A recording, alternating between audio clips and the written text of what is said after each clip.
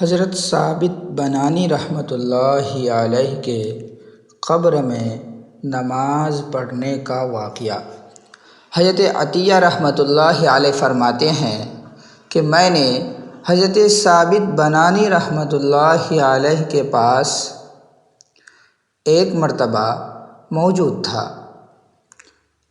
حضرت حمید الطویل بھی موجود تھے، تو اس وقت حضرت ثابت بنانی رحمۃ اللہ علیہ نے حمید سے پوچھا کہ کیا انبیاء علیہم السلام کے علاوہ بھی کوئی اپنی قبر میں نماز پڑھے گا؟ آپ نے اس بارے میں کیا سنا ہے؟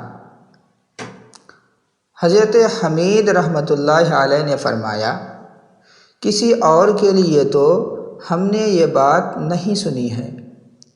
تو حضرت ثابت بنانی رحمۃ اللہ علیہ نے یوں دعا کی، اے اللہ، اگر تو نے انبیاء علیہم السلام میں سے کسی کے علاوہ قبر میں کسی دوسرے شخص کو نماز پڑھنے کی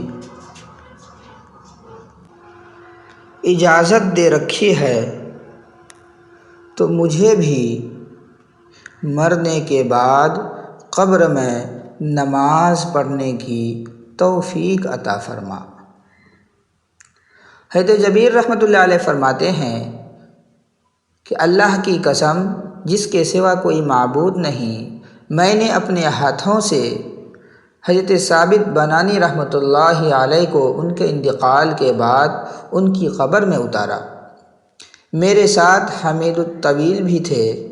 جب ہم آپ کے اوپر کچی اینٹیں برابر کر رہے تھے، اس وقت ایک اینٹ اچانک سے قبر میں گر گئی، تو میں نے اپنی آنکھوں سے دیکھا کہ حضرت ثابت بنانی رحمۃ اللہ علیہ قبر میں نماز پڑھ رہے ہیں۔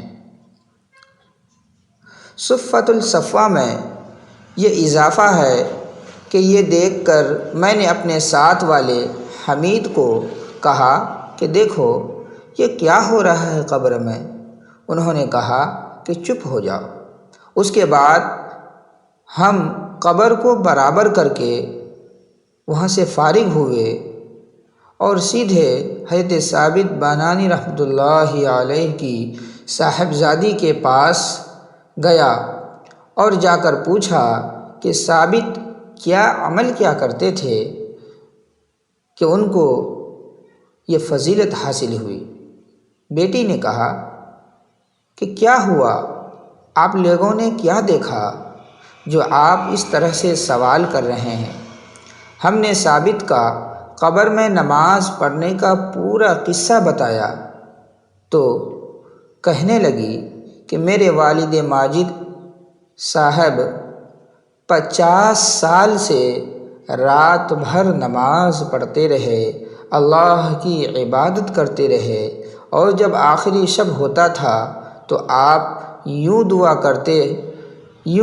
کرتے تھے کہ خدایا، یا اللہ، اگر قبر میں تو نے کسی کو نماز پڑھنے کی اجازت دے رکھی ہے تو مجھے یہ اجازت سے محروم نہ فرمانا، مجھے بھی قبر کے اندر نماز پڑھنے کی اجازت دے دینا۔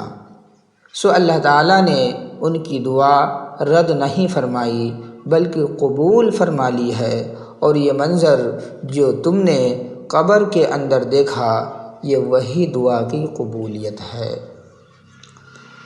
دوستو، یہ واقعہ کیسا لگا؟ اگر آپ کو پسند آیا ہو تو ہماری ویڈیو کو لائک اور شیئر ضرور کریں۔ السلام علیکم ورحمۃ اللہ وبرکاتہ۔